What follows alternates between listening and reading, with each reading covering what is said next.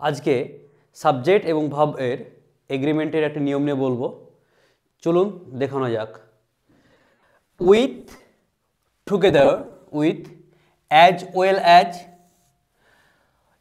কোনো ওয়ার্ড যুক্ত হলে অর্থাৎ with, together with, as well as দ্বারা কোনো ওয়ার্ড যুক্ত হলে ভার্বটি সবসময় বা ভার্বটি প্রথম সাবজেক্ট অনুযায়ী হয়।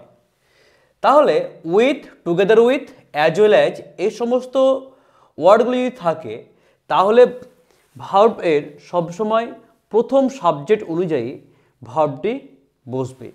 তাহলে উদাহরণটা দেখানো যাক। দ্য প্রাইম মিনিস্টার উইথ, আমাদের এখানে উইথ আছে।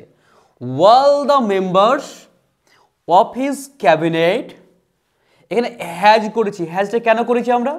তার মেন কারণ হচ্ছে যে এইখানে দ্য প্রাইম মিনিস্টার হচ্ছে আমাদের কি সিঙ্গুলার আছে। এই সিঙ্গুলার নাম্বার থাকার কারণে আমরা এখানকার যে ভার্ব যেটা আছে সেটা কি করেছি, আমরা সিঙ্গুলার ভার্ব ইউজ করেছি, অর্থাৎ হ্যাজ ব্যবহার করেছি। এখানে আমরা হ্যাভ ব্যবহার করিনি। অনেক ক্ষেত্রে মনে হবে ওয়াল দ্য মেম্বার্স, অর্থাৎ এখানে আমাদের বহুবচন আছে। এই বহুবচন থাকার কারণে এখানে আমাদের ভার্বটা কী হবে, প্লুরাল হবে, কিন্তু আদৌ প্লুরাল হবে না। তার কারণ ইন দ্য প্রাইম মিনিস্টার এটা দেখেই এখানকার ভার্বটা আমাদের কী হবে, বসবে। সেকেন্ড অপশনটা দেখে নিই। দে, দে উইথ দেয়ার ফাদার, উইথ, আবার এখানে কি আছে আমাদের উইথ আছে। তাহলে আমাদের উইথ থাকার কারণে ভার্বটা কি হয়েছে আমাদের উইথ দেয়ার ফাদার আর। এখানে আরটা কেন করেছি, একই নিয়ম। আমাদের এখানে কি আছে, এই সাবজেক্ট কি আছে আমাদের প্লুরাল আছে, তাই ভার্বটা কি করেছি, প্লুরাল করেছি।